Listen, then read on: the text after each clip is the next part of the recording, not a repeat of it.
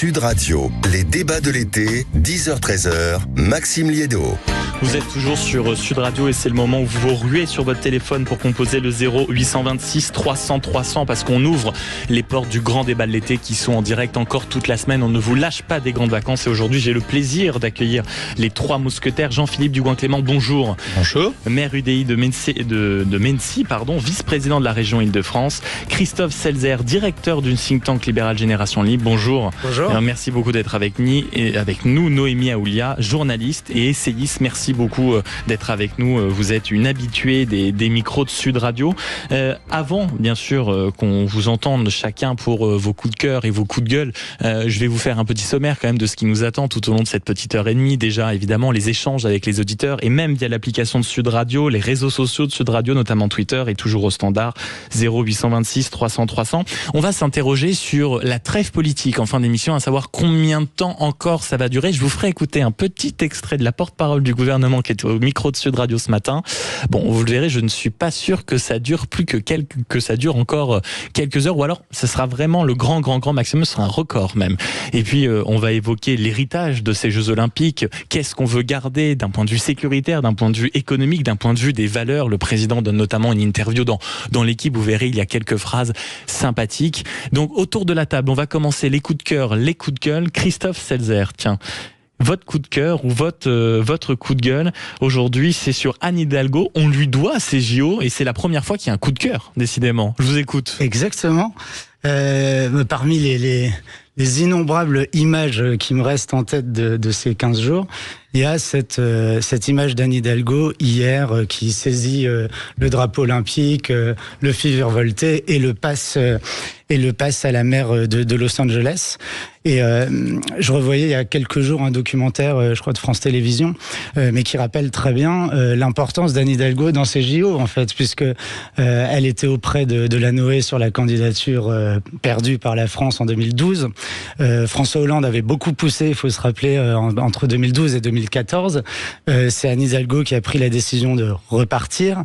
Je pense qu'elle ne doit pas être, je suis pas dans le secret des dieux, mais pour rien dans les grands choix qui ont été faits, de prendre la Seine, de prendre ces grands endroits iconiques de Paris. Donc je pense vraiment que on lui doit largement ces JO et on l'a beaucoup trop bâché, beaucoup trop facilement. Noémie Aoulia, qu'est-ce que vous pensez de ça? Est-ce qu'on lui doit vraiment ces JO? Parce qu'il me semble quand même qu'au tout début, elle n'était pas la première emballée. En fait, ces Jeux Olympiques ont été une réussite. Et donc, il y a beaucoup de personnes qui vont vouloir capitaliser sur cette réussite. Il y a Anne Hidalgo, bien sûr, la maire de Paris de façon évidente, mais c'est pas la seule. Il y a Gérald Darmanin aussi, vous avez Emmanuel Macron qui explique que c'est grâce à lui que la cérémonie d'ouverture s'est déroulée sur la Seine, même si tous les experts sécuritaires considéraient que la Seine ne pouvait pas être sécurisée et donc il y avait un danger. Donc chacun va essayer, si vous voulez, de récupérer la couverture pour dire que c'est grâce à lui que ça s'est bien passé. Ce qui compte, c'est que objectivement, ça a été une réussite et que évidemment, c'est une association de différentes forces qui se sont coalisées et qui ont permis cette réussite. Ce n'est pas uniquement Anne Hidalgo, il y a de nombreuses personnes qui ont travaillé. C'est la réussite d'un collectif. Et peut-être que la chose sur quoi vous avez raison, c'est que dès le départ, Anne Hidalgo, elle était assez favorable et enthousiaste à cette idée, alors même que d'autres craignaient. Mais il faut aussi rappeler François Hollande, il faut aussi rappeler le game changer de Macron qui venait d'être élu en 2017, en 2017, qui a probablement été aussi décisif. Donc de toute façon, c'est une réussite collective. Mais on a tellement bâché Anne Hidalgo que voilà, je voulais quelque part lui rendre hommage. Mais là où a raison Noémie Aoulia, c'est quand même que, mine de rien, c'est la grande vainqueur, c'est elle, parce qu'elle se vante, ça y est, maintenant partout, de dire que la droite a été ridicule, même à Paris, elle règne en reine, parce que mine de rien, ça a été un grand succès. Il faut pas avoir aussi la mémoire très courte. Souvenez-vous que quelques jours avant les Jeux Olympiques, on se rendait compte aussi qu'il y avait une forme d'impréparation. Souvenez-vous que dans Paris, on a mis tout d'un coup des grillages un petit peu partout, c'était pas prévu. Il y a eu des QR codes qui ont été imposés, il y a des gens qui les ont demandés, qui ne les ont jamais eus. Il y a eu des restaurants qui ont dû fermer leurs portes du jour au lendemain, alors même qu'ils n'avaient pas été prévenus. On a beaucoup parlé sur et tout ça, si vous voulez, évidemment, ça a été vu à la dernière minute et ça aurait pu être anticipé. Donc il y a eu des couacs, il ne faut pas non plus les oublier. Maintenant, évidemment, ces couacs paraissent extrêmement dérisoires au regard du plaisir qu'on a eu ces dernières semaines. Que ça a provoqué. Jean-Philippe Dugouin-Clément, Oui, on est dans une période post-JO et tout s'est bien passé. Ce qui n'était pas forcément garanti à l'avance. Il y a eu suffisamment effectivement de bashing en amont. Et quand on a ça, chacun, ce qui est normal, essaye un peu de tirer les marrons du feu, essaye de prendre sa part de lumière. Quand vous êtes maire de Paris, quand vous êtes ministre de l'Intérieur, président de la République, président de région, ça aide, chacun a fait tout d'un coup quelque chose d'extraordinaire. La réalité, pour moi, des faits dessus, c'est que tout le monde a travaillé ensemble. C'est que ce qui fait que ça a marché, que ça a réussi, c'est comme une équipe.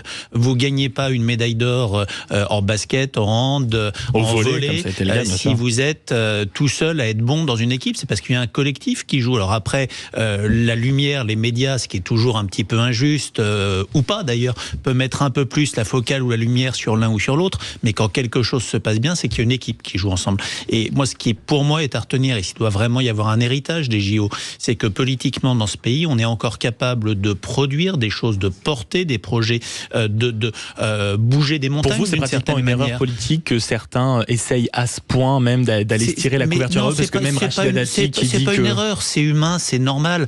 Je veux dire, quand quelque chose se passe bien, tout le monde cherche à tirer la couverture, et puis quand quelque chose se passe mal, tout le monde cherche une victime expiatoire en tapant dessus. D'ailleurs, on voit que tous ceux qui ont fait du bashing à l'extrême gauche comme à l'extrême droite ont disparu des micros, se cachent et attendent que la séquence soit passée pour pouvoir ressortir la machine à dégueuler. C'est un vrai métier. Cher Jean-Philippe Dugoin-Clément, vous faites la transition parfaite pour, on va dire, c'est un coup de gueule, chère Noémie, contre l'extrême gauche que vous avez trouvé extrêmement rabat-joie sur les JO, et je crois qu'on en a encore eu quelques exemples ce week-end. On va les appeler les rabat-joie des Jeux Olympiques. Alors il y a ceux qui rouspétaient avant les Jeux Olympiques, globalement, d'ailleurs j'en faisais partie, et parce qu'il y avait des craintes, notamment liées à la sécurité. On savait, j'ai parlé tout à l'heure de la cérémonie d'ouverture, mais il y avait beaucoup de craintes. Des experts sécuritaires expliquaient qu'il était impossible de sécuriser les abords de la Seine, et que Emmanuel Macron prenait un risque immense en maintenant absolument ce plan A, parce qu'il y avait aussi un plan B justement au cas où il y aurait des menaces concrètes. Donc, avant les Jeux Olympiques, il était raisonnable de s'inquiéter et d'avoir des craintes. Mais lorsqu'on a vu que ça se passait bien, eh bien, il y en a qui ont continué encore à faire du vidéo-bashing, et c'est ça qui est peut-être, je pense, mon coup de gueule.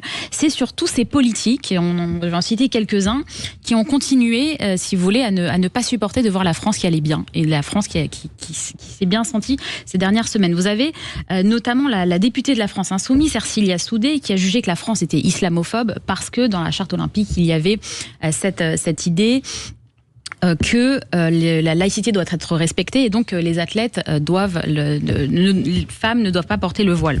Bon, vous avez Nathalie Arthaud, qui est porte-parole de la lutte ouvrière, qui elle s'est aussi énervée sur Twitter du chauvinisme français. Elle s'est énervée, je cite, du cocorico et de la Marseillaise. Donc ça, c'est insupportable pour certaines personnes. Vous avez aussi Aurélien Saint-Toul, également député de la France Insoumise, qui lui a regretté aussi dans des tweets que la France et les Français se montrent patriotes. Et on pourrait quand même multiplier les exemples de certains politiques, notamment à l'ultra-gauche, gauche radicale, extrême-gauche, comme vous voulez, qui n'ont pas supporté ce moment de flottement, cette parenthèse enchantée dans laquelle nous avons été ces dernières semaines, parce qu'ils voudraient que la France et les Français s'autoflagellent du matin au soir, parce qu'ils voudraient que cet élan de patriotisme n'existe pas. Ils se sont trompés, on est content, et ils devraient arrêter d'être rabat-joie. Ils se trompent, je pense. Vous êtes d'accord autour de la table sur cette extrême gauche qui, pendant cette période un peu enchantée, a décidé de mettre des bâtons dans les roues de ceux qui vivaient ce moment pleinement? C'est-à-dire que là, vous venez de nous donner une belle brochette quand même. Ouais. Quand on prend la série, l'extrême gauche est d'une manière générale une partie de la gauche, parce que y compris la gauche non extrême aujourd'hui ne vit pas sur l'extrême gauche. C'est toute l'ambiguïté du nouveau Front populaire. C'est que les sociodémocrates sont aujourd'hui totalement phagocytés par l'extrême gauche et sont incapables de s'émanciper de l'extrême gauche. Mais on a aujourd'hui, malheureusement, toute une partie du pays qui rêvait que les Jeux Olympiques soient un flop, que les Jeux Olympiques soient un fiasco, pour des raisons différentes. Certains sur des logiques de risque sécuritaire, d'autres sur des logiques de bordélisation du pays, et attendaient la fin des JO pour pouvoir faire leur beurre sur l'échec de ce qui était quelque chose attendu et préparé depuis des années, dans une espèce de bashing permanent, dans une espèce de contrition permanente. Non, les JO ont été une réussite, les Français sont fiers de leur pays, les Français sont fiers de leurs athlètes, les Français sont fiers d'avoir montré au monde entier ce que ce pays peut faire, et c'est le plus beau des bras d'honneur qui peut être fait à tous ceux qui ne rêvent que d'une chose, c'est de voir la France se casser la figure figure pour pouvoir accéder au pouvoir. Avant de vous donner la parole, Christophe Selzer, je reviens en effet sur ce que vous disiez, c'est-à-dire qu'il y a quand même eu le groupe qui est dirigé par Mathilde Panot, toujours à l'Assemblée nationale, on le rappelle, qui a voulu lancer une commission d'enquête populaire avant les JO afin de mesurer les implications sociales, économiques et écologiques de l'événement pour être sûr de le bâcher avant même que ça n'ait lieu. Christophe Selzer.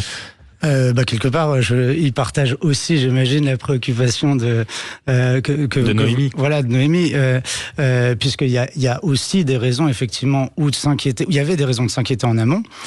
En aval, il y a aussi des raisons de s'inquiéter. C'est-à-dire que moi, je suis très curieux de voir comment est-ce qu'on a utilisé les dispositifs de. On y reviendra tout à l'heure, bien sûr. D'intelligence artificielle pour les caméras augmentées, etc. Donc il y a de vrais sujets aussi. Et vous, l'idée d'une potentielle commission, ça ne vous interpelle pas plus que ça? Non, mais là, évidemment, c'est très politiquement joué par eux, mais je veux dire, il y a un sujet en termes de bilan, à tout point de vue, à tenir. Et les extrêmes, évidemment, capitalisent toujours sur ce qui va mal, donc eux-mêmes vont très mal aujourd'hui, parce que globalement, ça s'est très bien passé. Après, ils jouent aussi leur rôle de garde-fou sur un certain nombre de sujets.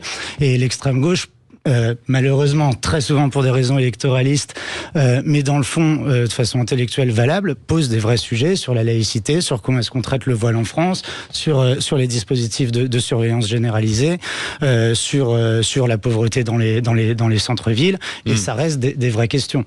Oui, alors on reviendra beaucoup plus largement sur la question de la trêve olympique, mais on voit bien finalement que cette trêve olympique n'a jamais vraiment eu lieu, parce qu'en fait, lorsque ces députés de la France Insoumise et autres de la gauche radicale s'opposent aux Jeux Olympiques, en fait, ils s'opposent à Emmanuel Macron et ils font encore de la politique, ce qui est un petit peu dommage, parce que justement, c'est peut-être un moment qui aurait permis une forme de concorde, et le fait de voir les Français heureux aurait dû permettre même aux politiques les plus récalcitrants de se joindre à cette grande fête populaire qui a eu lieu ces dernières semaines. Ça aurait été le moment peut-être justement de poser un drapeau blanc et de dire nous voyons les Français heureux. Vous avez vu tous ces témoignages de Parisiens qui étaient tristes d'avoir quitté la capitale au moment des Jeux Olympiques. C'est peut-être aussi pour ça que c'était si agréable. Exactement. Voilà, un certain nombre de Parisiens se sont dit la capitale va être envahie par des touristes et ça va être infernal. Nous quittons notre ville, et ils ont été tristes de rater ce moment des fusions populaires. Donc ça a été un grand moment, et c'est vraiment dommage, voilà, qu'il y ait des politiques qui fassent encore de la politique et qui ne soient pas capables de se joindre à nos compatriotes pour ce moment de joie qui est si rare dans notre pays. Camarades auditeurs, le ton est donné, vous avez le programme, on se retrouve dans quelques instants sur Sud Radio. 0826 300 300, je rappelle que c'est le numéro du standard que vous pouvez composer pour vous joindre tout simplement à nous, discuter, échanger, ou même vous pousser un coup de gueule, un coup de cœur, c'est avec plaisir. Je rappelle la tablée des mousquetaires, Christophe Selzer, directeur du think tank libéral Génération Libre, Noémie Aliwa, journaliste, essayiste, et Jean-Philippe Dugouin-Clément, maire UDI. À tout de suite sur Sud Radio. Sud Radio, les débats de l'été, 10h-13h, Maxime Liédo. Vous êtes bien sur Sud Radio, évidemment, on ne vous quitte pas durant tout l'été, peu importe où vous nous écoutez, sur la plage, durant vos vacances, sur la route, avec vos enfants, avec vos amis, peu importe, vous allez pouvoir continuer à vous énerver en nous entendant autour de la table, à pouvoir participer. 0826 300 300. Et c'est à vous que je vais donner la parole, Jean-Philippe Dugouin-Clément, pour terminer ce tour de table des coups de cœur et des coups de gueule. Vous, c'est un coup de cœur, ça fait du bien, on est lundi, les gens sont pas encore extrêmement énervés, plus de coups de cœur que coups de gueule, sur le marathon pour tous qui a eu lieu ce week-end. Oui, et pas uniquement parce que j'ai eu la chance de pouvoir y participer. Parce que vous allez finir, rassurez-nous. Je l'ai fini. Difficilement, j'ai les jambes un peu raides, mais je l'ai fini. Non, parce que c'est encore une initiative de ces Jeux Olympiques, et c'était, je crois, un moment extrêmement fort de participation populaire, d'engouement populaire. Le marathon pour tous, ça ne s'était jamais fait dans l'histoire des Jeux Olympiques. Ça a été le fait d'intercaler entre le marathon homme et le marathon femme, qui avait lieu le samedi et le dimanche matin, sur le même parcours, qui a été d'ailleurs un des parcours les plus difficiles de l'histoire des marathons, parce que beaucoup de montées en continu, là où en général les dénivelés sont plutôt répartis sur les 42 km. Ça a été le fait de participer à monsieur et madame tout le monde, de pouvoir participer aux Jeux Olympiques sur le même parcours et dans les mêmes conditions que les athlètes. Et donc c'est 40 048 coureurs et coureuses à parité, moitié hommes, moitié femmes, qui ont pu faire cette course. La moitié 20 024 sur un 10 km, l'autre moitié sur le 42 km 200. Donc ça a été un moyen d'ouvrir les portes des Jeux Jeux Olympiques à des compétiteurs, et puis d'avoir des moments de partage exceptionnels, parce que c'était aussi des sportifs ne participant pas aux Jeux Olympiques, mais comme Mauresmo, Pires ou d'autres, Gatien, qui ont participé à ce marathon. Et ça a été un moment extrêmement fort. Moi, j'étais très surpris d'un point de vue émulation populaire. À 2h, 2h30 du matin, dans les rues de Paris, dans les rues d'Issy-les-Moulineaux, Viroflay, Versailles, Meudon, toutes les communes traversées, eh bien, il y avait des dizaines de milliers de personnes, des jeunes, des personnes plus âgées, des enfants qui étaient sur tout le long des 42 kilomètres à encourager les gens. Très, très belles c'est images. un moment extrêmement fort, j'ai trouvé, où on a le sentiment bien, que le pays se rassemble, que le pays se réunit, que le pays porte. Et je peux vous dire que quand vous courez et que vous commencez à tirer la langue dans les 30 kilomètres, c'est aussi quelque chose qui vous porte. Donc c'était un très très beau moment, une très belle initiative. Et j'espère que ce marathon pour tous pourra être repris, reproduit, alors de la même manière ou avec des variantes, mais sur les Olympiades suivantes. C'est-à-dire de faire participer les gens à ce qui est quelque chose qui au fond est réservé à une élite. Quand on est un sportif, on fait partie d'une élite, on est préparé à ça, et là c'est ouvrir les portes. Et vous parliez de la ferveur, on comprend aussi nos sportifs français, le fait aussi de jouer à domicile, quand ils sortaient un peu émus, de dire on a été porté par les encouragements, par les cris dans les stades, dans les différentes salles. Christophe Saldier, qu'est-ce que vous retenez aussi de ces images? Moi, je suis allé à 2-3 épreuves. J'étais à la cérémonie d'ouverture. Je me suis pas mal baladé dans les rues aussi. Je me suis retrouvé à regarder les dernières minutes de match en bord de brasserie, en communiquant et enfin voilà, avec tout simplement des gens en terrasse. Donc il y avait effectivement une ambiance très très très particulière que tout le monde a bien décrit, et voilà, et qui revient à faire du collectif, mais indépendamment du politique justement. Et je crois qu'on en a besoin, et c'était un très beau moment. Noémie Alioua, justement, sur ces belles images. Oui, et puis même pour rebondir ce qui était dit sur le marathon, ce qui est intéressant, c'est évidemment le fait que Monsieur Tout le Monde puisse parcourir un marathon dans les mêmes conditions que les athlètes. Ça donne aussi une idée du niveau de professionnalisme des athlètes, parce que nous, on les regarde souvent à la télévision, on les regarde dans les bars, etc. Voilà, et ça nous paraît extrêmement évident.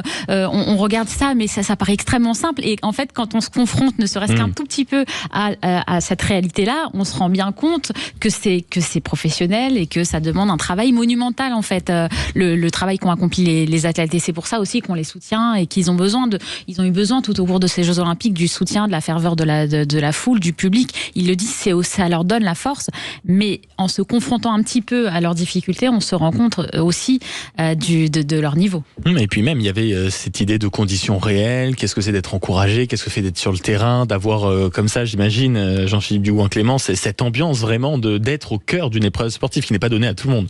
C'est quelque chose d'absolument extraordinaire. Vous, comment vous l'avez vécu? Racontez-nous. Mais c'est quelque chose qui vous porte quand vous êtes à l'intérieur de Paris. Alors sur les 8, 10, 12 premiers kilomètres, il y a une foule en continu qui encourage, qui appuie, qui pousse, mais y compris quand vous sortez de Paris. Enfin, il y a quand même des grandes distances quand vous traversez Boulogne, quand vous passez sur Ville d'Avray, Versailles, où la foule est un peu plus distante, mais il n'y a pas d'endroit où il n'y ait personne. Et les gens vous encouragent, vous portent, vous poussent, et véritablement vous comprenez là-dessus l'importance pour nos sportifs de jouer à domicile. On a beaucoup dit que dans les choses qui ont fait que la France a battu ses records de médailles, il y a le fait d'avoir un peu plus de sportifs engagés quand vous êtes le pays hôte, mais aussi le fait de jouer à domicile. C'est des choses qui portent. Il y a vraiment une ferveur, il y a une envie des gens de vous accompagner. Et moi, ce qui m'a extrêmement surpris, c'est pas qu'il y ait du monde à Paris entre 21h et 23h, 23h30, qui était l'heure du début du démarrage du marathon et du 10 km. C'est le fait que encore à 1h, 2h du matin, quand vous êtes en dehors de Paris, à Issy-les-Moulineaux, à Meudon, vous avez du monde. Les gens étaient là, Paris, les gens étaient quand même quels que soient les âges, quels que soient, vous aviez des sportifs, des pas sportifs qui étaient là et qui encourageaient les gens. Ils disaient vous êtes au bout de la côte, vous allez passer, ça descend tout droit jusqu'à Versailles. Alors en plus, vous aviez les prénoms sur les dossards. Vous dites, allez, vas-y Marcel, avance. Donc non, c'est vraiment, il y a un accompagnement, vous vous sentez porté. Et je peux vous dire que c'est quelque chose qui aide. Et en fait, le marathon, comme tout ce qui est sport d'endurance, c'est quelque chose où en fait vous luttez contre vous-même parce que vous êtes tout seul et il y a des moments où vous dites mais qu'est-ce que c'est que ça ? Pourquoi est-ce que je continue ? Qu'est-ce que je m'enquiquine ? Et en fait, ça fait partie de ce qui vous conduit à faire. Et sur ce que vous disiez, c'est vrai que c'est absolument fou. Quand on mesure le niveau de performance sportive des gagnants, enfin, c'est un peu plus de 2 heures, je crois, 2h06 ou 2h08 sur le gagnant homme, un peu plus sur le gagnant femme, sous la chaleur. Que le marathon pour tous était organisé de nuit pour qu'il fasse un peu moins chaud. Oui, parce qu'on rappelle les marathoniens, ils couraient le matin. On était sur un week-end de canicule. Il faisait encore 24-25 degrés à 10h du soir sur les départs. Samedi matin et dimanche matin, il y a eu quand même des chaleurs extrêmement fortes pour les athlètes. Enfin, on mesure le niveau de préparation. Et puis, alors, pour revenir à des choses encore plus pragmatiques, il y a la ferveur du sport, la performance, l'idée qu'on se rend compte aussi du niveau de professionnalisme de nos athlètes.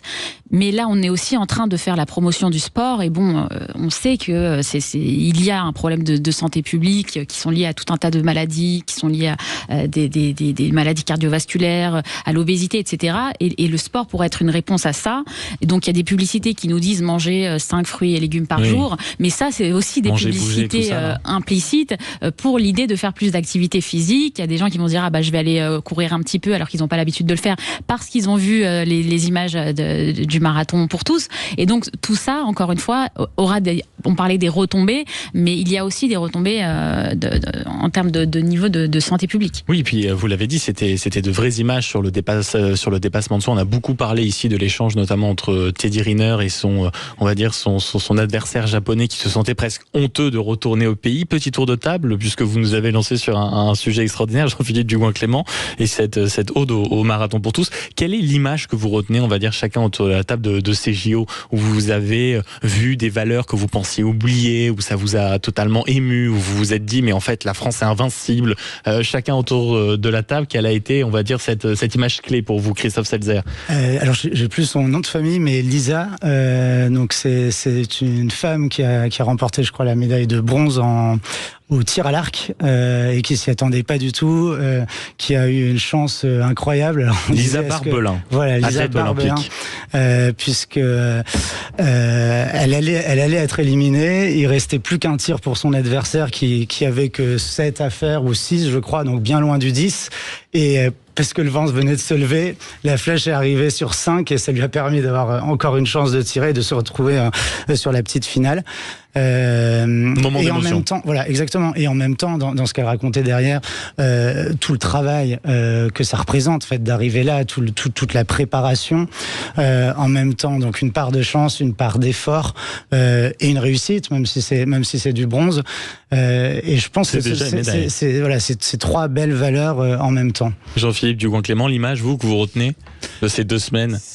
Moi, j'ai beaucoup aimé une image qu'on a beaucoup vue à la télé, c'est la finale du beach volley entre les Brésiliennes et les Canadiennes.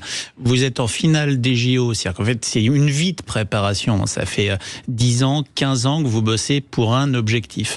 Et vous avez les joueuses qui commencent à s'engueuler parce qu'il y a un niveau d'engagement, un niveau de stress, un niveau de pression qui est extrêmement fort. Et le DJ qui est là, mais Imagine de John Lennon, qui est repris par le public. Et en fait, elle se calme, elle se marre. Et c'est la capacité, sur quelque chose où, d'une certaine manière, vous jouez votre vie. Quand vous êtes au final des JO, c'est l'engagement d'une vie à ce moment-là. Et c'est la capacité à redescendre, à prendre du recul et à se dire, quoi qu'il se passe, c'est pas la fin du monde. Et honnêtement, si on était capable de le faire des fois en politique ou dans la vie courante, ça ferait pas de mal. Noémie Alioual, l'image que vous retenez? Alors l'image que je retiens, c'est une image qui a eu lieu au cours de la cérémonie d'ouverture. C'était quand Aya Nakamura, elle a chanté avec la garde républicaine. Je trouvais que c'était un moment extrêmement fort de réconciliation. On parle souvent d'une société fracturée, archipélisée, d'une France éclatée, fracturée, avec des îlots, la France des villes, la France communautarisée, etc. Et là, on avait quelque chose vraiment de l'ordre de la mixité, mais de la belle mixité, l'idée de deux France qui peuvent paraître irréconciliables et qui, à un moment donné, chantent ensemble, se retrouvent. Et en plus, on les a vus, il y avait du plaisir de part et d'autre. C'est un moment que j'ai trouvé vraiment très fort, voilà, du point de vue du symbole. Et c'est ce fameux vivre ensemble dont on dit qu'il n'existe plus. Et peut-être qu'on a raison d'une certaine façon. Mais en tout cas, à ce moment-là de la cérémonie d'ouverture, sur ces quelques minutes-là, ça a existé. Et ça a fait du bien, je pense, à énormément de gens. Ouais. Vous avez sans doute... J'abonde complètement. Ouais. Oui, c'est vrai. Et en plus, c'était vraiment une jolie surprise. Et objectivement, ça fait partie quand même des quelques scènes sur lesquelles les gens ou les plus râleurs n'ont pas réussi à se focaliser durant la cérémonie d'ouverture. En parlant de cérémonie, il y en a eu une hier. C'était la clôture. On va faire un petit tour de table pour savoir ce que tout le monde en a pensé. Parce que je vous préviens, elle a été beaucoup plus soft que celle de l'ouverture. Beaucoup moins de polémique. Mais en tout cas, on attend aussi votre avis au 0826 300 300. Et puis la suite du programme, la trêve politique. Jusqu'à quand? C'est dans quelques instants sur Sud Radio. Sud Radio, les débats de l'été, 10h-13h, Maxime Liédot. Petit détail technique, alors que je rappelais que nous sommes en compagnie d'une bande de mousquetaires extraordinaires pour les grands débats de l'été en direct jusqu'à midi sur Sud Radio. Je rappelle le standard 0826 300 300 pour venir dialoguer avec nous, échanger, passer vos coups de gueule, vos coups de cœur, vos désaccords ou vos accords. Ça peut arriver qu'il y ait des gens qui soient d'accord avec des mousquetaires autour de la table. Nous sommes avec Noémie Alioua, journaliste et essayiste. Merci d'être avec nous, chère Noémie. Nous sommes avec Christophe Selzer. Bonjour, merci d'être avec nous, directeur du think tank libéral Génération Libre. Et puis nous sommes avec Jean-Philippe Dugouin-Clément. Rebonjour mon cher Jean-Philippe, merci d'être avec nous, maire UDI de Mennecy et vice-président de la région Île-de-France. Il y a eu une cérémonie de clôture hier soir et elle était beaucoup moins quand même polémique que la dernière. Il n'y a pas eu d'éloge de la drag queen que certains pouvaient juger démesurée, il n'y a pas eu de décapitation, il n'y a pas eu de contretemps historique absolument honteux. Qu'est-ce que vous en avez pensé autour de la table, vous, de cette cérémonie clôture qui venait sublimer ou pas peut-être ces 2 semaines de sport? Jean-Philippe Dugouin-Clément pour commencer. C'est une belle cérémonie, après beaucoup plus classique que la cérémonie d'ouverture, et c'est vrai que quand vous avez pendant des semaines, pendant 15 jours, tout qui est hors norme, vous revenez sur quelque chose d'un peu plus classique. Déjà, c'est dans un lieu fermé, c'est dans un stade, ce qui est généralement le cas des cérémonies ouverture et fermeture, là où la cérémonie d'ouverture, en dehors des polémiques, le pari exceptionnel, c'était d'utiliser cette ville-monde qu'est Paris, d'utiliser la scène, d'utiliser des points différents en termes de décor. Il n'y a pas eu de polémique, donc peut-être qu'après les polémiques qui ont été... sans polémique en France, c'est une polémique c'est compliqué, mais il n'y a pas eu de polémique comme à la cérémonie d'ouverture, et d'une certaine manière, on revient vers quelque chose d'un peu plus courant, on revient vers la vie habituelle des gens, et puis ça montre peut-être que les gens vont pouvoir revenir à l'habitude de râler, si ça, c'est peut-être la fin de la bulle des JO, voilà, mais en tout cas, non, c'était une belle cérémonie, mais plus classique que ce qu'on a pu avoir avant. Christophe Selzer. Oui, ça a fait redescendre tranquillement et peut-être un peu brutalement, parce qu'effectivement, c'était pas complètement à la hauteur de l'ensemble des effets waouh depuis la cérémonie d'ouverture. Mais comme quoi, peut-être que c'est très bien les drag queens en fait. Moi j'ai adoré cette séquence de la cérémonie d'ouverture. Vous voyez, c'est plus triste sans diversité. Noémie Alioua. Oui, alors c'est d'ailleurs beaucoup rêvé de voir Philippe Catherine débarquer habillé en bleu dans le plus simple appareil. Ça ne s'est pas fait. Alors certains étaient déçus. Ce sont des regrets. Voilà, c'est forcément que cette cérémonie, elle allait faire pâle figure à côté de celle de la cérémonie d'ouverture, parce que vous l'avez très bien dit, cette cérémonie de clôture a été faite dans un stade et donc dans un périmètre relativement restreint, et forcément que c'était moins flamboyant de le faire au Stade de France, mais il y a eu des moments de grâce. J'en retiens un, c'est la Marseillaise qui a été orchestrée par un orchestre symphonique. C'était d'une beauté sublissime. C'était une beauté absolue. Je connaissais pas cette chef d'orchestre. Elle s'appelle Zaya Ziwani et elle a orchestré ça d'une main de maître. Voilà. Il y a eu d'autres moments de grâce, mais c'est vrai que ce moment-là, c'était d'une grande beauté. Oui, je crois avec un orchestre qu'elle a monté elle-même. Absolument. En Seine-Saint-Denis et tout. Donc en plus très belle histoire. Et finalement, ça a été évidemment assez consensuel. Il y a quand même eu de belles images. On a eu le droit à Tom Cruise, on a eu le droit à de la programmation artistique sensationnelle. On a eu Angèle, on a eu Iseut, on a eu des si on veut chercher la petite polémique et la petite bête, puisqu'on adore faire ça autour de cette table, il y a eu quand même toute la polémique autour de Tom Cruise, qui, on le rappelle, Tom Cruise qui est une grande figure de la scientologie, donc qui est réputée comme étant une secte qui détruit la vie de centaines voire de milliers, de millions de personnes. Oui, bien sûr. Et donc, est-ce que c'était la bonne personne pour participer à cette cérémonie? Il y a eu quelques débats là-dessus. J'écoutais quand même hier quelques experts justement de cette secte qui nous expliquaient quand même qu'elle fait des ravages. Et donc, quelque part, choisir l'un de ses représentants, afficher l'une de ses têtes d'affiche, c'est donner et faire la promotion de cette secte qui est dangereuse et qui, encore une fois, détruit la vie de beaucoup de personnes. Voilà, maintenant... Oui, c'est vrai, mais Tom Cruise, c'est en même temps mission impossible. C'est d'une certaine manière se jeter du toit du stade. Ça correspond aussi au type de rôle joué. Et je rappelle qu'aux États-Unis, et les prochains Jeux Olympiques se tiennent aux États-Unis, la scientologie n'est pas considérée comme une secte. Contrairement à ce qu'est le cas en France, c'est une église comme il y en a d'autres. Donc le regard américain est un peu différent sur Tom Cruise, sur la scientologie, sur ce sujet-là. Et je ne sais pas dans quelle mesure, en fait, on peut le regarder uniquement avec nos yeux de Français par rapport à un événement qui est mondial et où il y a cette forme de passation de relais.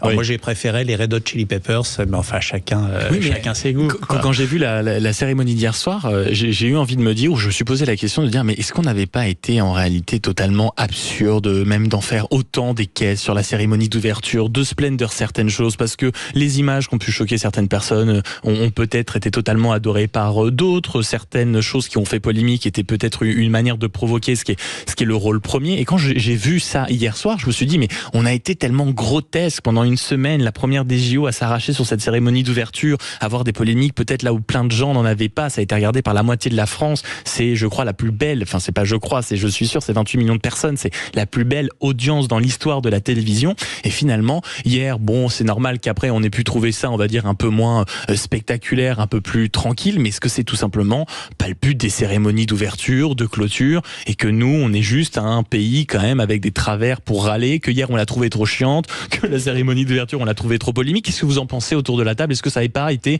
une erreur quand même un peu franco-française que de trouver cette cérémonie d'ouverture scandaleuse, etc. Noémie Alliot. Mais c'est le propre de la France de se déchirer pour des détails, parce que tout est symbole en France. Et c'est vrai que quand vous allez un petit peu à l'étranger, quand vous allez même, peu importe le pays dans lequel vous allez, moi j'ai vécu dans plusieurs autres pays, et c'est vrai que c'est des choses qui me manquaient, justement cette idée qu'à vous n'avez pas trouvé ça grotesque, d'un détail, finalement? Non, parce que intellectuellement, c'est enrichissant. Ce sont des points de vue qui s'affrontent. Philippe Catherine, pas Philippe Catherine, Marie-Antoinette décapitée, pas Marie-Antoinette décapitée. Oui, mais tout est symbole et donc tout est prétexte pour mettre des vrais sujets sur la table et pour les confronter et pour sortir des arguments. C'est la grandeur de la France, cette idée du débat. Ça vous a vraiment manqué à l'étranger? Oui, complètement. Oui, ça me manquait beaucoup. Justement, c'est cette idée, encore une fois. Vous êtes revenu en France et vous vous dites, enfin des polémiques. Exactement, des polémiques sur des choses qui peuvent paraître extrêmement dérisoires et superficielles et périphériques, mais qui ne le sont pas, parce que à partir, encore une fois, de ces détails qui sont et qui peuvent paraître minuscules, on réussit souvent à élever le débat et à trouver des sujets de fond qui méritent d'être débattus et qui sont intéressants. Pour vous, la cérémonie d'ouverture a rempli ce rôle, on va dire, de polémique en apparence un peu puérile, alors qu'il y avait de vrais débats de fond. Mais bien sûr que oui, vous avez vu tous les débats autour de est-ce qu'il fallait mettre en avant la terreur ou non? Est-ce que la France a commencé à partir de la terreur? Est-ce qu'on n'aurait pas pu parler de la France d'avant? Quel rôle la révolution quel rôle a eu la révolution dans l'histoire de France, etc. Il y a eu des débats passionnants qui ont été mis sur la table. Les historiens entre eux, Patrick Boucheron, qui a notamment inspiré justement idéologiquement qui a totalement travaillé même pour la cérémonie d'ouverture. Les autres historiens qui lui répondaient que non, ce n'était pas ça la France. Qu'est-ce que la France? Je trouve que ce sont des sujets qui sont passionnants. Je suis complètement autour de la table, qu'est-ce qu'on en pense? Complètement d'accord. Derrière la scène de la scène, pas scène, mais reprise de la scène quand même, il y a une question de la laïcité. Oui. En fait, et c'est une vraie question, notamment en France, qui quelque même de part, caricature, de droit à la raison, à l'insolence. Donc en fait, ça fait remonter à la surface tous les sujets. Et dans le fond, intellectuellement, c'est un sujet tout à fait valable. Où la question de l'acceptation sociale, de l'homosexualité, de la transidentité, etc. Pareil, c'est des vrais sujets de fond et qui restent encore des vrais sujets. Donc voilà, oui, on a ce travers-là, et on a surtout beaucoup de commentateurs qui montent en épingle des polémiques. Mais c'est vrai que c'est aussi quelque chose de très français et qui grandit notre pays. On est capable de faire de la politique tous à notre niveau, à tout commenter. Jean-Philippe Dugoin-Clément. Mais en fait, on est dans un pays, les Français adorent ça. Les Français adorent débattre, adorent polémiquer. C'est pour ça qu'on est en direct. Adorent se chicaner sur des fois des choses qui peuvent paraître secondaires, et puis on ne sait pas pourquoi tel sujet va devenir totalement prégnant, alors que c'est pas l'essentiel des choses. Mais c'est très caractéristique de ce pays, et au fond, je trouve que c'est surtout caractéristique d'une liberté de pensée. C'est une liberté de parole, une liberté de s'exprimer. On a la chance d'être très certainement l'un des pays, si ce n'est le pays, où il y a le plus de liberté de pensée, de liberté philosophique, de liberté d'expression, de liberté politique. Et c'est aussi l'exercice de cette liberté. On peut être pro Aya Nakamura ou anti Aya Nakamura dans ce pays. On peut être pro Philippe Catherine et drag queen ou anti dans ce pays. Et c'est l'un comme l'autre peuvent s'expliquer, peuvent se défendre. Et on est encore dans un pays où les gens ont le droit de le dire, ont le droit de parler, ont le droit de s'engueuler, ont le droit d'avoir des points de vue différents. Et pour autant, malgré leurs points de vue différents, des gens qui sont capables de se rassembler et de porter des choses ensemble. Et c'est ce qui fait le pays, c'est ce qui fait la France. Je vous rejoins complètement, et vous avez dit le mot principal, c'est le mot liberté. On a la chance d'être dans un pays où nous sommes libres, et il y a... Le blasphème est autorisé, etc. Il faut imaginer le monde dans lequel on vit. Dans la plupart des pays du monde, si vous blasphémez, vous allez en prison, voire vous perdez la vie. Donc c'est cette chance aussi de la liberté française qui nous permet de débattre sur tout, de pouvoir s'opposer, quitte à ce qui est... Je veux dire, il y a des violences verbales, il ne faut pas le nier, mais... On a le choix et on peut le faire. Et dans beaucoup de pays du monde, vous ne pouvez pas vous exprimer librement. Donc nous avons cette chance, et on fait bien de s'en servir. Le mot a été lâché, c'est celui de liberté. Ce sera certainement celui qui va être au cœur de notre prochaine discussion. Ça y est, on vient de sortir de 2 semaines de JO, d'euphorie, de joie, de compétition, de sport, avec des images qu'on ne croyait pas forcément apercevoir à nouveau un jour ensemble, des gens heureux de porter un drapeau français, des gens qui chantaient la Marseillaise. Une grande habitude en France. C'est bien pour ça a été étonnant. Donc la question est très simple, et on vous attend au 0826 300 300, également sur l'application Sud Radio et via nos réseaux sociaux. Quel héritage on va réussir à tirer de ces JO, d'un point de vue sécuritaire, d'un point de vue des valeurs, d'un point de vue patriotique, et peut-être même d'un point de vue politique? Je vous attends à tout de suite sur Sud Radio. Sud Radio, les débats de l'été, 10h-13h, Maxime Liédo. Et le numéro qui est indispensable pour venir dialoguer avec nous, et évidemment je vous encourage à venir le faire, c'est au 0826 300 300. Vous avez également l'application Sud Radio, ou même tout simplement les réseaux sociaux. Vous savez qui est autour de la table ce matin: Jean-Philippe Dugoin-Clément, maire UDU de Mennecy, vice-président de la région Île-de-France, Christophe Selzer, directeur du think tank libéral Génération Libre, et Noémie Aliwa, journaliste, essayiste. Donc dès que vous avez quelque chose qui vient vous agresser un peu l'oreille, une parole poil à gratter, ou au contraire une parole salutaire que vous attendiez depuis tellement longtemps, ça ne m'étonnerait pas que vous la trouviez sur Sud Radio. On se parle vrai, et on va vraiment entrer dans les débats très politiques bien sûr, mais aussi très polémiques. Se pose quand même la question, Emmanuel Macron parle dans l'Équipe ce matin, il dit qu'il va mettre plus d'argent sur le sport, il dit que le contexte politique n'a finalement pas tellement eu de conséquences sur l'ambiance dans laquelle le pays a réussi à se plonger. Mais il y a la question de l'héritage en sport, en économie, d'un point de vue sécuritaire notamment. Moi, c'est ce qui me frappe, le nombre de personnes qui étaient satisfaits de se balader en voyant des policiers à tous les coins de rue, des barrières. J'irai pas jusqu'au fait que le QR code était devenu quelque chose qu'on appréciait, mais des gens ont dit finalement, on s'y habitue. Est-ce que ça doit faire partie des choses qu'on doit garder pour nous, Christophe Selzer? Les QR codes m'ont pas tellement choqué, en fait. Alors je dis ça, c'est un peu contre-intuitif avec tout ce qu'on défend au moment des libertés, du déconfinement et du Covid. On avait avec Génération Libre monté un observatoire des libertés pour s'assurer qu'on retrouverait tout. On a à peu près tout retrouvé d'ailleurs. Là, quelque part, c'est pas tant le système du QR code en tant que tel qui m'a dérangé, ou ni même l'utilisation de l'intelligence artificielle, mais c'est le fait que mais en raison de choses qu'on a passées il y a longtemps, après le Bataclan, après les grands attentats terroristes, qu'on a rentré dans le droit commun, c'est des enquêtes administratives sans passage devant le juge qui ont fait que moi je suis quelques avocats pénalistes sur X, anciennement Twitter, qui expliquent qu'il y a des gens qui n'ont pas pu accéder à certaines cérémonies parce qu'ils avaient fait 3 tweets contre, je sais pas, les méga-bassines. Donc ça m'inquiète vraiment. Ce qui m'inquiète aussi, c'est l'utilisation, effectivement, de l'intelligence artificielle. Donc on l'a fait avec des caméras augmentées, donc c'était pas des identifications de personnes à la volée. Encore heureux, d'ailleurs, c'est des garde-fous qui avaient été mis pour cette loi spéciale votée il y a un peu plus d'1 an et qui continuera d'ailleurs à être expérimentée jusqu'à mars 2025, je crois. Mais on met effectivement un premier pas dans la porte en commençant à utiliser de l'intelligence artificielle pour la sécurité publique. Après, tout ce qui est barrière... Ça fait partie vraiment des choses qui vous inquiètent. Ça, c'est des choses qu'on va regarder absolument, qu'on va essayer de mesurer, dont on rendra compte l'an prochain. Donc là, un vrai point de vigilance.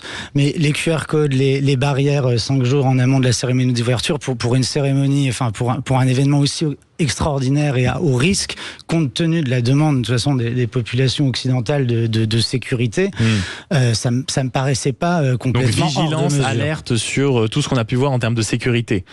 Exactement, les caméras augmentées, l'utilisation de l'intelligence artificielle. Mais alors, que répondre à beaucoup de gens, notamment des femmes, qui disaient mais moi ça faisait très longtemps que je n'étais pas sorti un peu tard le soir dans Paris où je me sentais beaucoup plus en sécurité que d'habitude. Est-ce qu'on peut lui opposer tous les arguments que vous venez d'évoquer, la caméra augmentée, l'utilisation de l'intelligence artificielle ? Non, parce qu'il y a aussi malheureusement des choses très concrètes. Tout simplement, c'est parce qu'on a énormément de policiers dans les rues de Paris. Donc après, c'est un choix politique. Quelque part, police, défense, justice, c'est les fonctions régaliennes de l'État. Simultanément, c'est ce qui pèse le moins dans les dépenses publiques en France parce qu'on a un État-providence considérable. C'est des choix politiques. Est-ce qu'on veut mettre plus d'argent pour mettre plus de policiers ?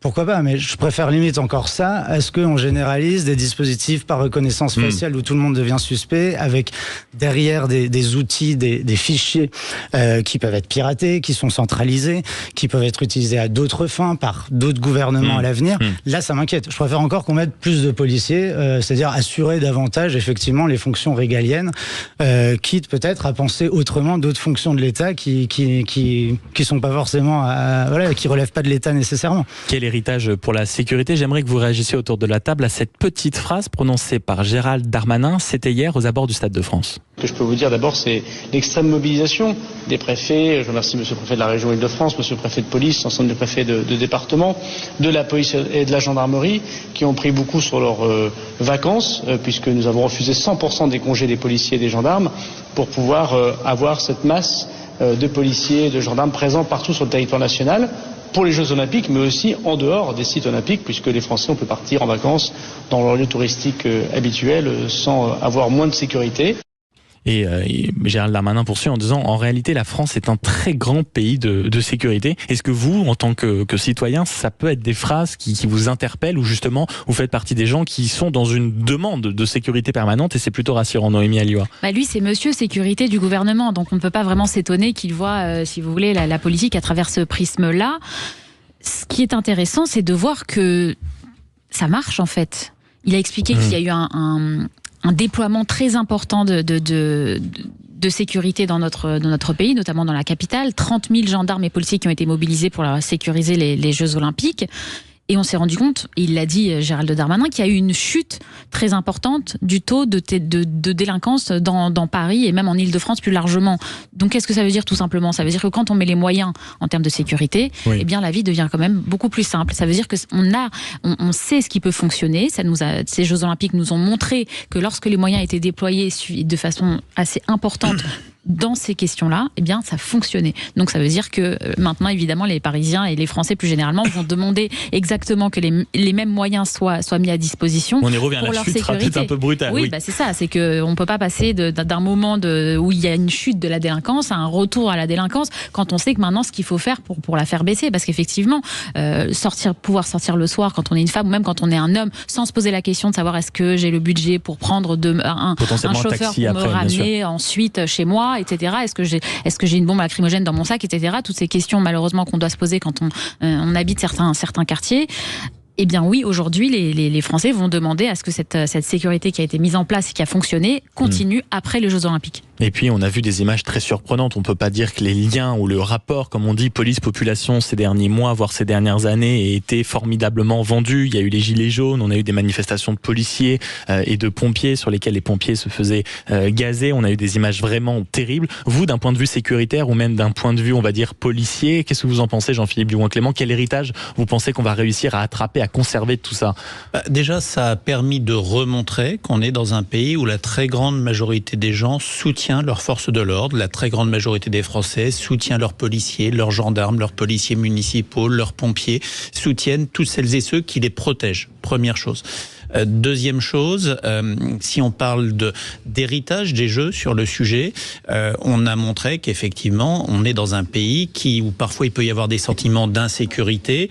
On est dans un pays où on peut parfaitement créer un sentiment de sécurité totale. Ce qui a été fait dans Paris et autour de Paris pendant les Jeux Olympiques, ça n'est pas aujourd'hui, si on se dit les choses honnêtement, quelque chose de reproductible. Pour pouvoir arriver à avoir une telle mobilisation de forces de l'ordre, c'est les congés de l'ensemble des policiers, gendarmes, etc., qui ont été bloqués pendant toutes les périodes des JO, avec des congés qui ont dû être éclusés au mois de juin et qui vont l'être jusqu'à la fin de l'année.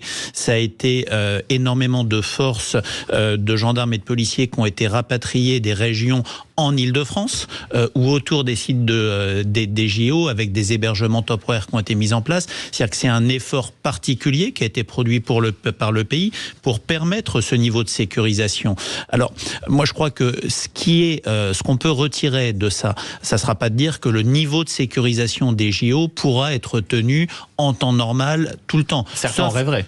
Oui, mais enfin après, c'est quel coût? Déjà, on va se poser la question dans quelques mois du coût des JO, parce que c'est la seule chose sur laquelle on aura peut-être des interrogations. C'est combien ça a coûté tout ça en bout de course.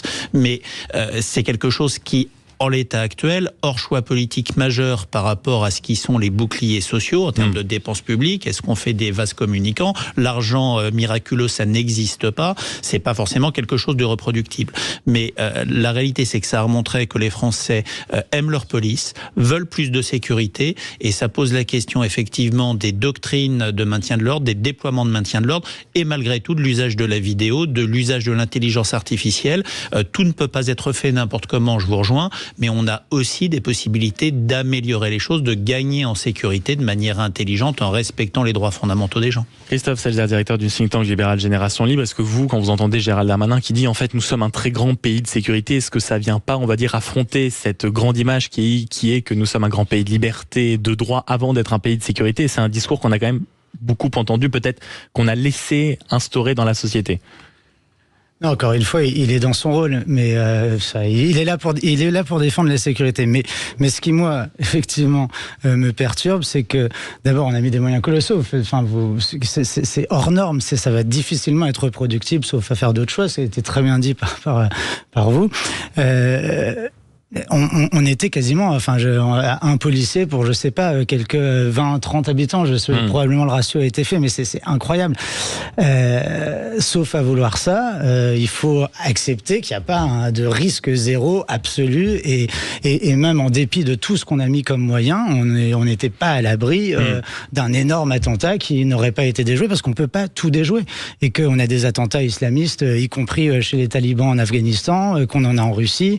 De toute façon, on n'aura jamais ce risque zéro. Le risque zéro n'existe pas. Là, je pars sur des gros risques. Après, sur le quotidien du fonctionnement de la police ou de la justice, effectivement, il y a énormément de choses à améliorer. Peut-être davantage de moyens ou une meilleure allocation de moyens.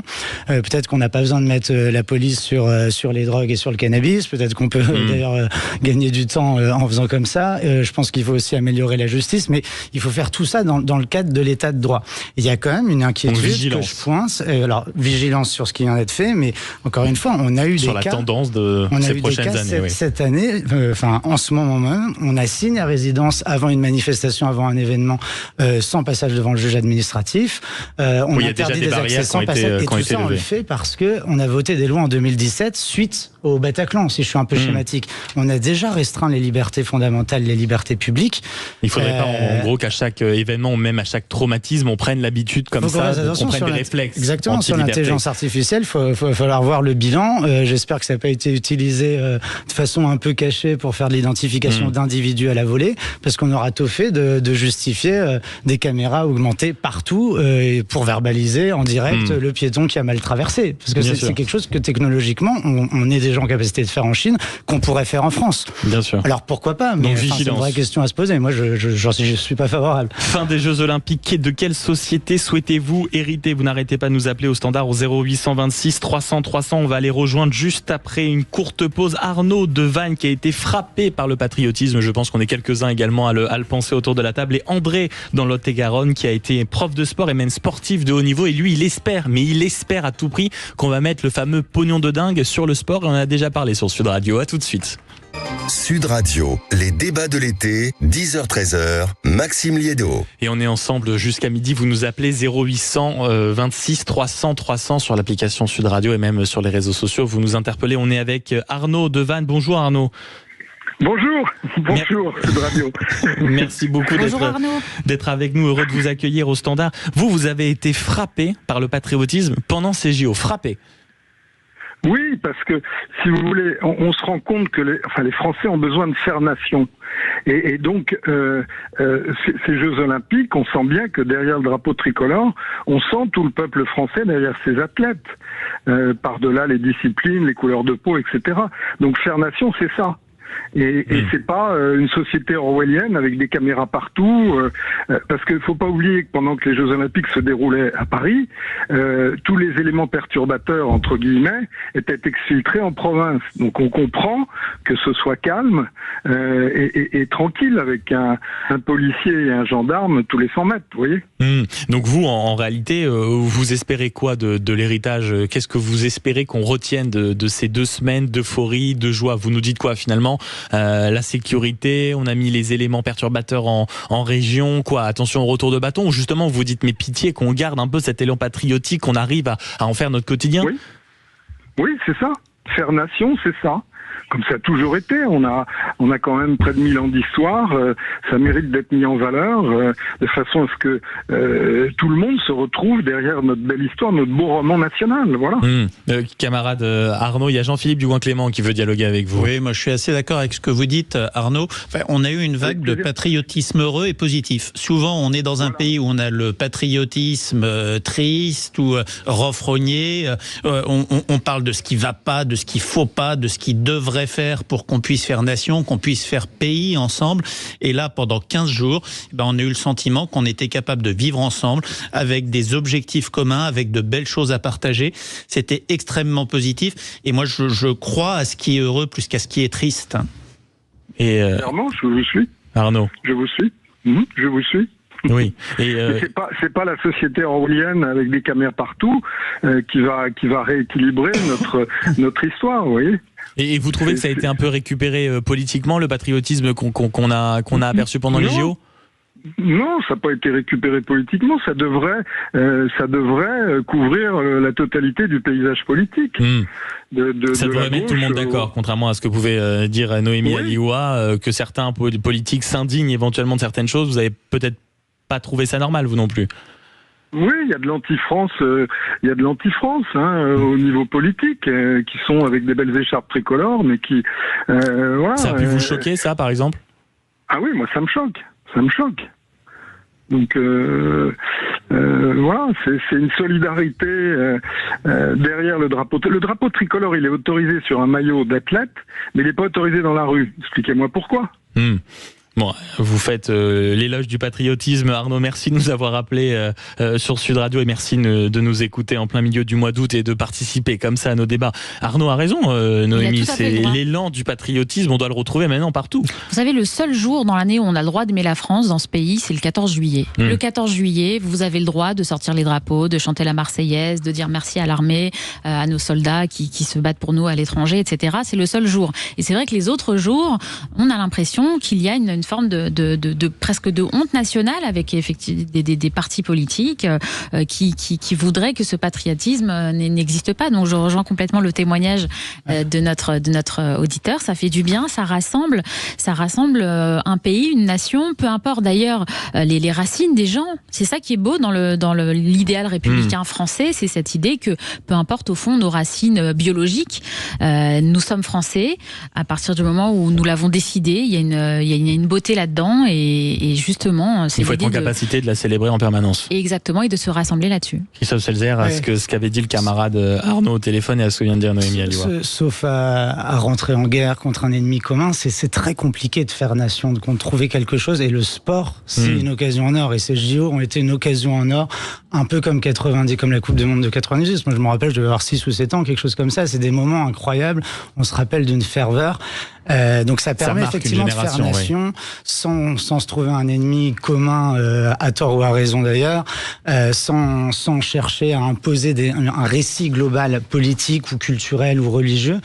En fait, c'est une nation qui fait nation par le sport, et c'est super. Mais je pense que ça montre aussi en creux, en France, effectivement, la difficulté à extérioriser, à verbaliser à avoir un certain nombre d'identités. En réalité, c'est vrai sur le drapeau français, parce on peut être même très gêné de mettre son drapeau français à la fenêtre parce qu'on va être assimilé à l'extrême droite ou je sais pas quoi. Mais c'est vrai aussi sur la religion. Je pense que c'est aussi un bon angle pour appréhender la question du voile. Mais on a un problème avec l'extériorisation des identités en France. Contrairement à beaucoup d'autres pays du monde. Contrairement à beaucoup d'autres pays, aux États-Unis, exactement. N'importe qui va sortir le drapeau américain. Donc c'est même devant chaque petite maison, y compris pour son choix. Nous, on va acheter la baguette le matin. Eux, ils mettent sur leur fenêtre leur drapeau américain. Ça pose aucun problème. Faire une histoire de ce drapeau français où c'est dommage qu'on puisse pas le sortir facilement, mais de la même façon qu'on a aussi raison de dire c'est dommage de diaboliser le voile, de diaboliser la kippa. Il y a un vrai sujet là-dessus. Je pense qu'en France, alors même qu'on parle de tout, qu'on a un pays très libre, on est gêné par beaucoup de choses en réalité. D'inhibition généralisée dans l'espace public. On essaie d'avoir une neutralité, une égalité qui est un peu dommage. Et Jean-Philippe Dugoin-Clément, sur cette question, vous en tant que politique, en plus je rappelle, vous êtes maire UDI-Mency, vice-président de la région Île-de-France, cette question du patriotisme, j'imagine qu'elle est souvent au cœur de votre action. La question du drapeau, on est dans un des pays au monde où il y a le plus de recul par rapport à l'utilisation du drapeau. Enfin, vous allez aux États-Unis, en Angleterre, en Italie, dans la plupart des pays, en Allemagne, dans la plupart des pays du monde, vous avez les drapeaux devant tous les bâtiments officiels. Beaucoup de gens ont les drapeaux chez eux. En France, effectivement, vous êtes souvent taxé d'être ultra-nationaliste sur des gens qui sortent le drapeau. C'est pas considéré comme ça à l'étranger. On est dans un pays où on a parfois... Comment vous l'expliquez, vous, par exemple, en tant que politique, tout d'un coup, ce rejet ? Parce qu'il y a une certaine forme on n'assume pas ce qu'on est, on a parfois un peu honte de ce qu'on est, on est un des plus grands pays au monde, on est un des pays qui avons le plus fait pour la liberté dans le monde, pour des valeurs humanistes dans le monde, et en fait, ça, on a du mal à l'assumer, on a du mal à assumer ce qu'on est aujourd'hui. Et puis, une chose qui est extrêmement vraie, qui a été dit avant et qui me faisait un peu bouillir, c'est on est dans un pays aujourd'hui qui est malade de ne pas se projeter. C'est-à-dire qu'en fait, on se construit contre aujourd'hui. Quand on prend avant d'imaginer des solutions pour, mais ça c'est très vrai, mais même dans les entreprises, quand vous avez une nouvelle idée, on vous explique d'abord pourquoi c'est pas possible plutôt que avant de se dire qu'on va le faire. Et on est dans un pays où aujourd'hui, bien souvent, on va faire en réaction, on va faire par réaction, par refus. Et on n'est pas capable aujourd'hui, et je pense que c'est ce dont crève ce pays, de se fixer des grands objectifs qui rassemblent, plutôt que de dire on veut pas ça, on veut pas ci, on veut pas telle réforme sociale, telle réforme sécuritaire, tel rapport à la religion, tel rapport à la société, tel rapport à l'aide sociale qui peuvent être apportés. On n'est pas capable aujourd'hui de se fixer des grands objectifs positifs pour dire ensemble on avance vers quelque chose. On se construit par opposition, et je pense que si demain on arrive à sortir le pays de cette espèce de morosité ambiante, ce sera parce qu'on arrivera à construire avec des objectifs, peu importe les objectifs, mais à construire sur du positif, sur une envie de dire on va reconstruire, on va faire des choses ensemble. Parce qu'on a envie de le faire. Je pense que le camarade André qui nous appelle du Lot-et-Garonne va être d'abord d'accord avec vous, Jean-Philippe. Bonjour André. Bonjour Manu. Merci. Voilà, vous êtes prof de sport et justement vous espérez réellement qu'on arrive à avoir cet héritage justement de nation sportive. Oui, alors c'est autre chose sur la sécurité, sur tout ça, je suis d'accord. Moi, je suis trinational. Je suis fils et petit-fils d'immigrés. Alors, si vous voulez, j'ai 87 ans, je ne suis pas tout jeune. J'ai pratiqué la lutte pendant 22 ans. J'ai été d'ailleurs international FGT et autres. J'ai été finaliste au championnat de France de lutte. En basket, j'ai été cadre technique de la fédération pendant 20 ans en Picardie. Et si vous voulez, ce qui m'intéresse, je suis époustouflé, voire émerveillé par la tenue de nos sportifs. je ne vais pas parler des conditions de sécurité, tout ça, c'est pas mon truc. Mais dans l'attitude, vous voulez dire dans la tenue, dans l'attitude qu'ont nos sportifs ? Oui, pas que dans l'attitude, mais dans les efforts, dans tout ça. Il faut savoir ce que c'est qu'un athlète. Il faut savoir ce qu'il a donné depuis qu'il était jeune. Mais surtout, ce que je voudrais dire, c'est que en 1960, nous avons une dérouille d'enfer à Rome. Le général de Gaulle a mis en place avec Crépin. Il avait poussé un coup de gueule en disant il n'y a pas de raison que la France soit au top niveau en termes... Enfin, il n'avait pas dit au top niveau, je vous rassure, mais il avait dit soit au sommet dans le domaine technologique, dans le domaine de la politique, soit visionnaire, et qu'en sport, nous nous fassions humilier. Donc, il avait construit des milliers de stades, des milliers de piscines, etc. C'est à ça que vous pensez ? Il avait mis en place des cadres techniques extraordinaires que nous n'avons plus maintenant. Enfin, on les a, mais ils sont tellement étatisés qu'ils en deviennent. Ils sont devenus des cadres rentables. Et ça, si vous voulez, ça ne favorise pas la liberté. Ça ne favorise pas un type comme Collet, par exemple. Vincent Collet, je l'ai eu comme espoir. Alors, c'est vous dire que je le connais bien. J'ai joué son club. Et si vous voulez, c'est quelqu'un qui est né dans les clubs, qui a grandi avec les clubs. Et ce qu'il y a aujourd'hui, et c'est ce que je vous ai dit ce matin, ce que je veux savoir, c'est l'impact, si vous voulez, que vont avoir les résultats de nos sportifs sur la formation. Sur la formation. Oui, vous espérez qu'on mette de l'argent pour justement qu'on arrive à accompagner les talents ou même dans les infrastructures ou les cadres. Oui. Et les cadres, par les fédérations, ont reçu beaucoup d'argent, sans même maintenant. Je dis bien, ont reçu beaucoup d'argent. La fédération de basket, que je connais très bien, est passée avec M. Minini de 23 millions à 48 millions actuellement. Oui, c'est colossal. C'est dire simplement. Alors maintenant, je vais même dire autre chose.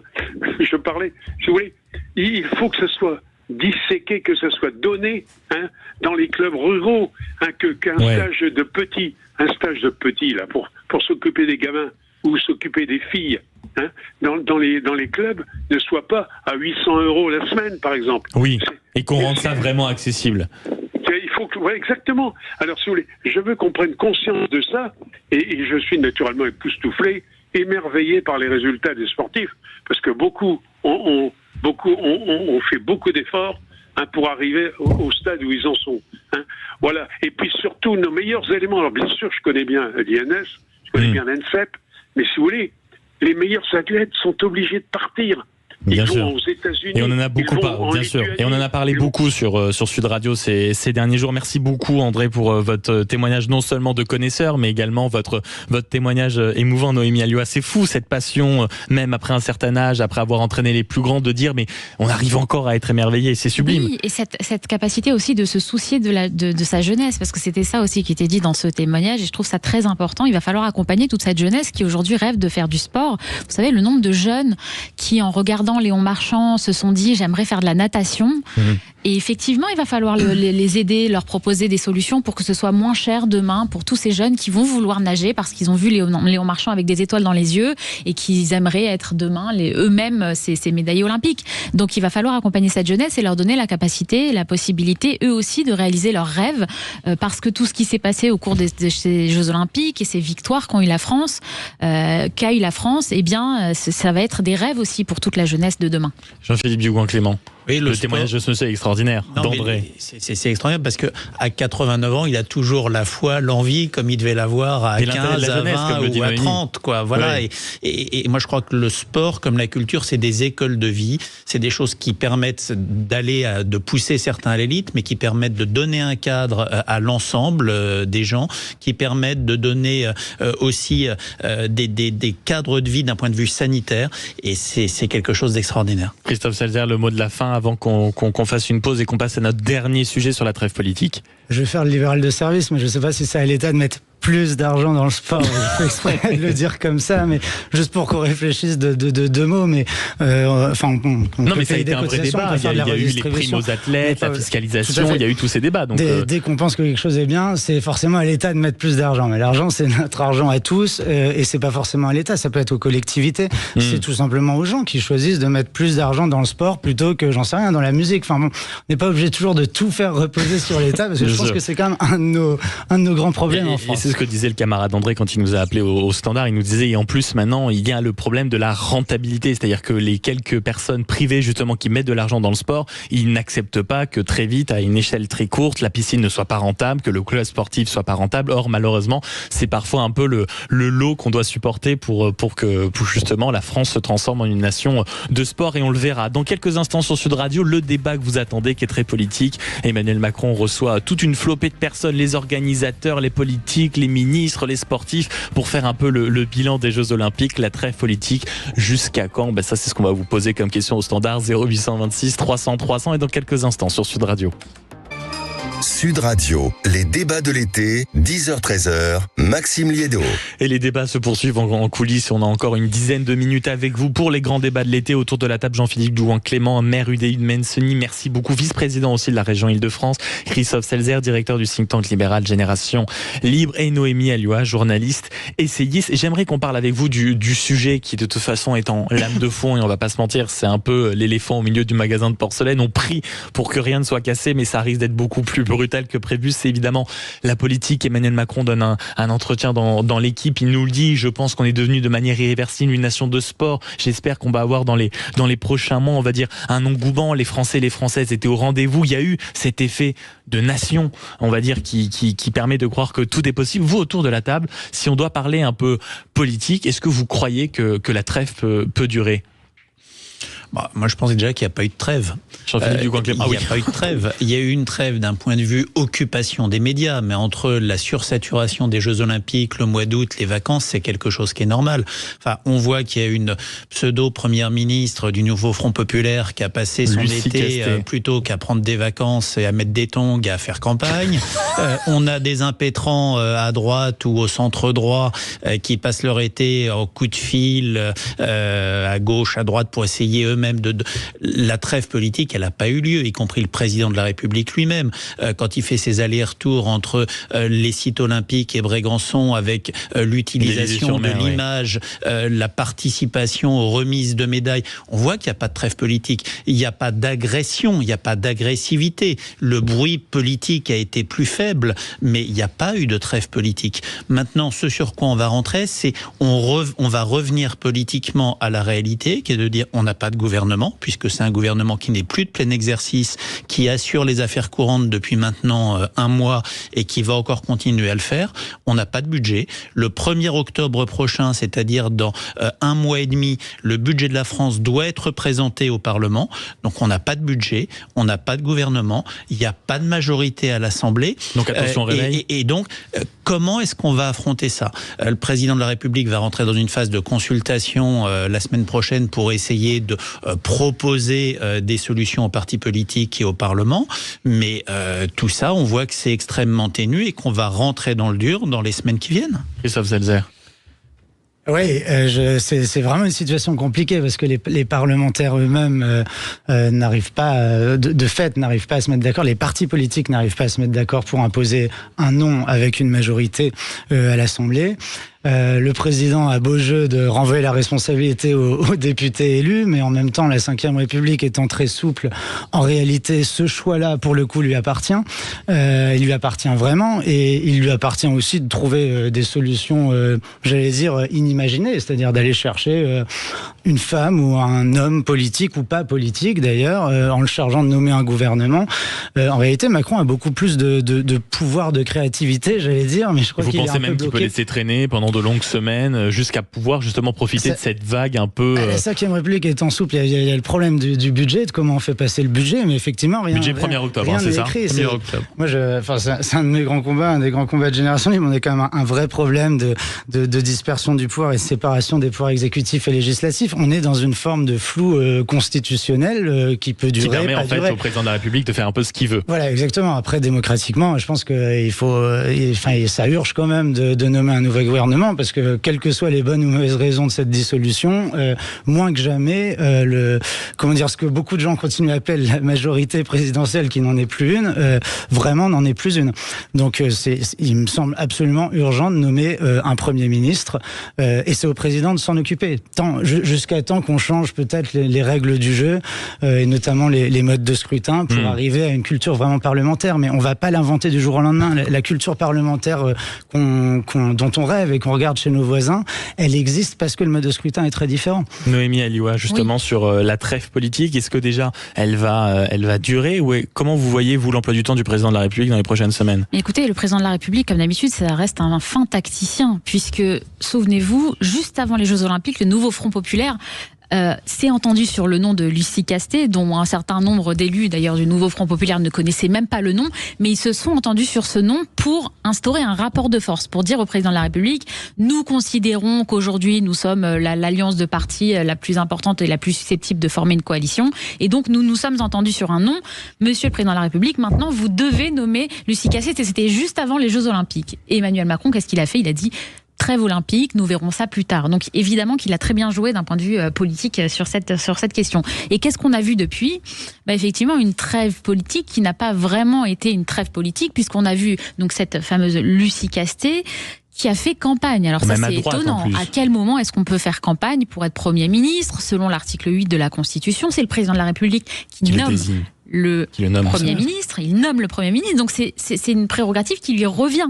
Personne ne peut être élu, ne peut faire campagne auprès du public pour s'improviser Premier ministre. C'est le président de la République qui va choisir le nom de celui qui va être le chef du gouvernement de demain, avec toujours ce problème, à savoir que un certain nombre de coalitions, on le sait, ne tiendront pas sur le temps, parce qu'il y aura des motions de censure très rapidement au sein de l'Assemblée nationale qui vont les faire tomber, ces gouvernements. Donc un certain nombre d'élus ont déjà fait savoir des parlementaires qu'ils voteraient la motion de censure si le gouvernement impliquait des personnes de la France Insoumise ou des personnes du Rassemblement National. Donc effectivement, la seule coalition qui pourrait peut-être demain se mettre en place et se maintenir sur le long terme, c'est ce que j'appelle une coalition du centre mou, avec des macronistes, avec puis des personnalités issues de la droite, comme on a pu apercevoir quelques élus du Parti Socialiste qui auraient sauté du bateau du nouveau Front Populaire. Bernard Cazeneuve. C'est la seule solution qu'on voit sur le long terme pour qu'il y ait une stabilité dans notre pays, sachant qu'il ne peut pas y avoir de dissolution avant un an. On attend en tout cas une potentielle décision, potentiellement de la part, comme vous le rappeliez, du président de la République. On est avec Guy de Toulon qui nous appelle au 0826 300 300. Bonjour Guy. Bonjour.